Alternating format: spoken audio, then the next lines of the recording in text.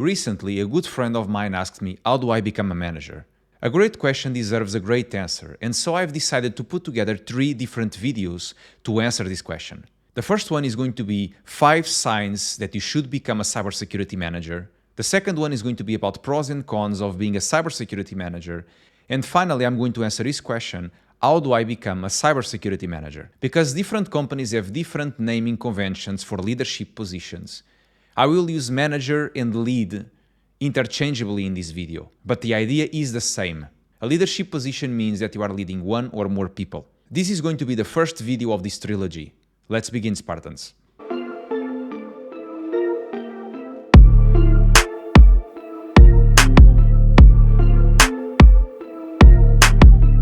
The first sign that you should become a cybersecurity manager is that you have been around for a while. After 3 to 5 years in the cybersecurity industry, you should seriously consider pursuing a leadership position. And this is even truer if you have been in the same cybersecurity field since the beginning. 3 to 5 years of exposure to a certain field, at the workplace and outside, with side projects and courses, are more than enough to consider yourself a professional. In my case, I was in leadership positions almost since the beginning, as a SecOps lead and a threat research lead. But only at the 5-year mark have I become a security operations manager, which is the position that I'm occupying today. The second sign is that you are struggling to keep up. When you join the field, it's all about the tech, the hacking techniques and the cool malware. And you look forward to reading the next blog post from your favorite cybersecurity influencer.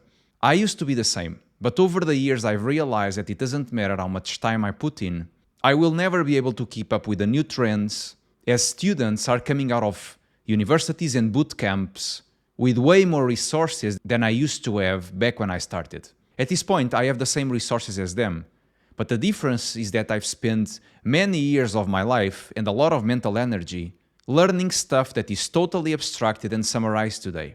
And the new blood has a head start and a fresh mind. The difference between tech and people fields is that the latter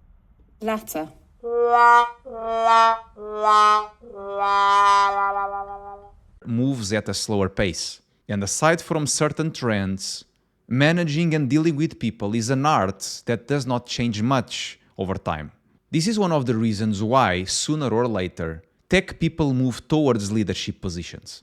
It's not only a natural step, but a smart one. They no longer want to be deep in the weeds, they want to focus instead on the big picture. Which leads me to the third sign. And the third sign is you see the big picture.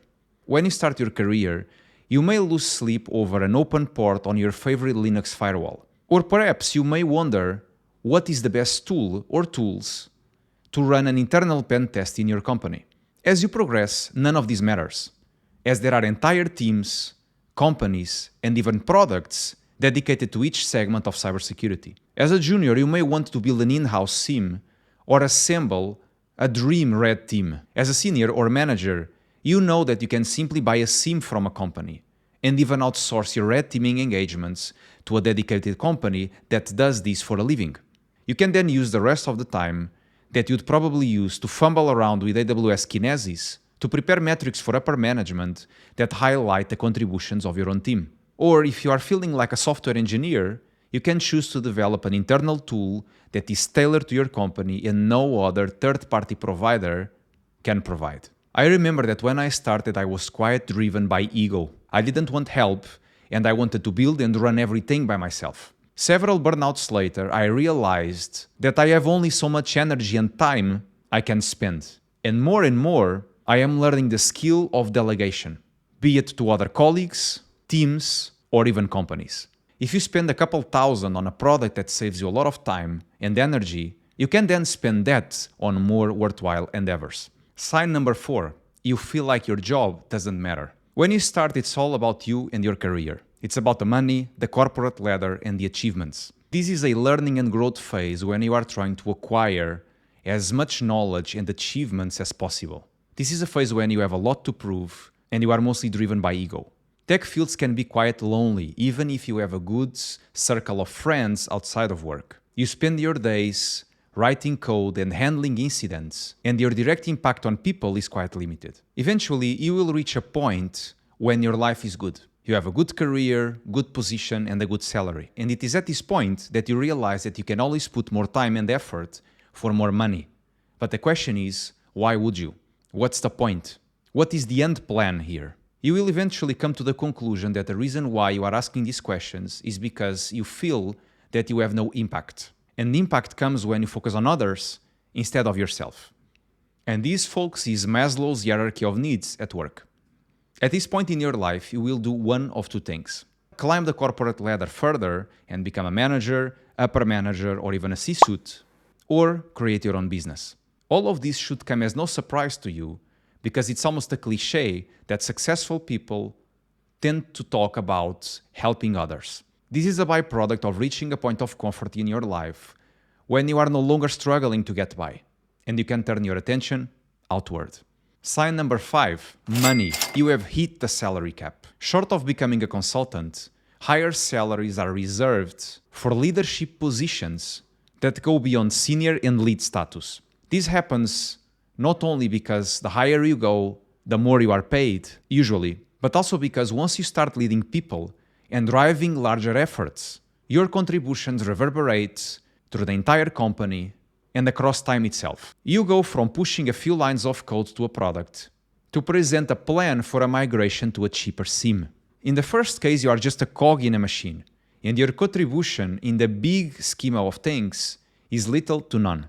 In the second case, you are a one-man show with perhaps a few people supporting you that delivers a proposal that can save a company thousands or even millions of dollars. Using a company shareholders analogy, in the first case, you are a minor stakeholder, while in the second case, you sit at the board. Also, being a silent contributor in a big machine will make your life hard when it comes to being promoted, as visibility is one of the most reliable indicators of success and potential for promotion. Sign number 6, bonus sign. You're already a manager, but not on paper. Most people think that a manager becomes a manager once they get promoted. The truth is that you become a manager by displaying manager traits. Let me ask you this. Do you find yourself proposing and even leading projects or people? Do you enjoy sharing information through presentations or mentoring people? Are you actively cooperating with other teams or even managing projects that involve them? Are you a good communicator, capable of explaining complex topics and situations in a concise and simple manner? And finally, do you want to feel empowered to drive change and run a team your own way? The more traits above you display, the closer you are to becoming a manager. You just need to make a good case for it with your own manager. And there you have it, Spartans. 5 signs that you should become a cybersecurity manager, and the 6th sign that tells you that you are most likely a manager. You just need to convince your manager to make it official. Did I miss any signs? Let me know in the comment section below. Until next time, stay safe, stay paranoid.